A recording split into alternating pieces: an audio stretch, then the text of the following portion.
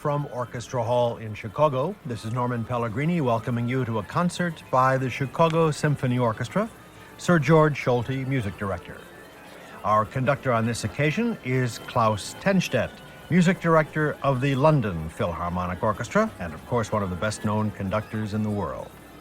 Our soloist on this occasion is one of the co-concert masters of the Chicago Symphony, Samuel Magid. Two works on the program. First, Mr. Magid as soloist in the Shostakovich Violin Concerto No. 1, the A minor Concerto Opus 99, and then Gustav Mahler's First Symphony, the D major symphony, sometimes called the Titan. The Shostakovich Violin Concerto, as we said, is the first of the two works on this program. We had a chance to speak with our conductor, Klaus Tennstedt, about this music. When one walks down the corridors of Orchestra Hall before a concert downstairs where the musicians are, very often one hears the music is going to be played that night. I remember one night walking down those corridors and hearing someone playing the Dvorak Violin Concerto, and I didn't know who it was, and I walked farther, and there, Mr. Tennstedt, were you with a violin in your hand playing the Dvorak Violin Concerto. So as a violinist, perhaps you have a very special sympathy for violin concertos. Sure, I was a violin player in the past, long ago. A sickness in the hand finished my career as a violinist. I was concertmaster a long time. And then I tried it as a conductor. It sounds easy, but it was very difficult.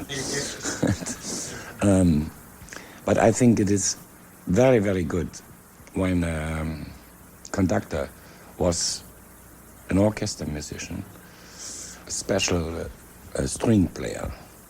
The string player must be very flexible, able to change the vibrato and the bowings and the fingerings. The most important thing is the orchestra, they trust you. When you come only from the piano and you say the same right things, the orchestra might, blah, blah, okay. But when they have the feeling you were a string player, then they trust you and they do it. We've had the Shostakovich and the Beethoven, two very different concerti in a week's time. But in each case, your, not accompaniment, your collaboration was so beautiful and fit to two very different violinists as well. I know both concertos very well because I played them. So I know when a violinist would like to make a ritenuto or an accelerando. The Shostakovich Concerto strikes me as a real masterpiece. I feel this is a very dramatic piece. The most of Shostakovich music is very dramatic. Always in his music is a little bit from the opera dramatic. Very lyrical too. I mean, the third movement, which leads into that cadenza. Just fantastic, yeah. And it needs a lyric sound of a violinist. And Magid, he had it. A concertmaster of an orchestra, sure, he's always a fantastic player, but not always a soloist. Samuel Magid was so good. Very difficult, this concerto. And then this unbelievable, super long cadenza, dramatic cadenza. So I think it is a masterpiece. There is one other work on the program, Gustav Mahler's Symphony No. 1 in D, the sometimes called Titan Symphony.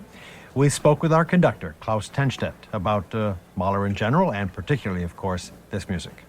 Did you grow up with Mahler and Bruckner? Not with both. With Bruckner, yes. Not Mahler? No. One reason were the Nazis, When I grew up, no Jewish composer was in Germany. That was one reason that I came very late to Mahler. But another reason is, I think you cannot conduct Mahler as a young man. Sure, you can. It is easy to say 1, 2, 3, 4. Also, to conduct technically, Mahler is very easy.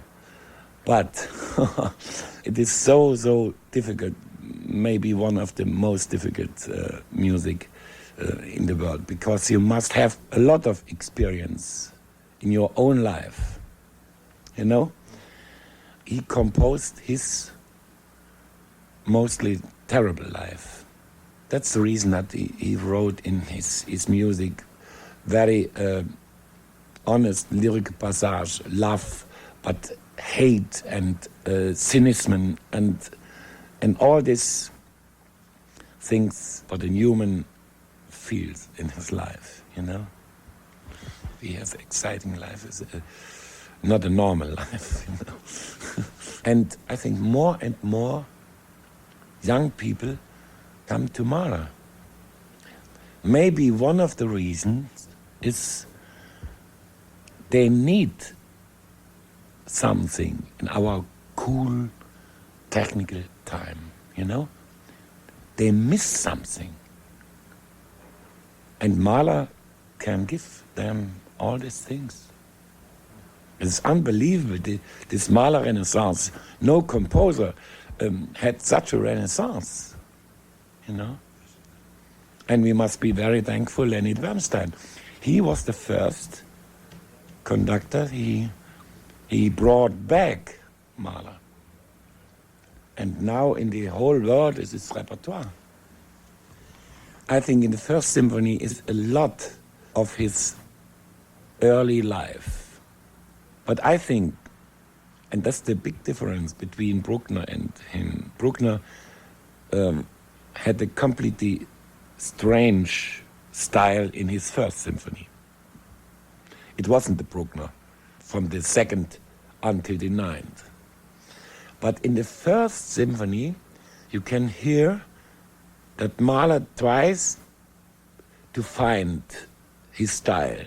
And many things are in the First Symphony you can hear in the ninth too.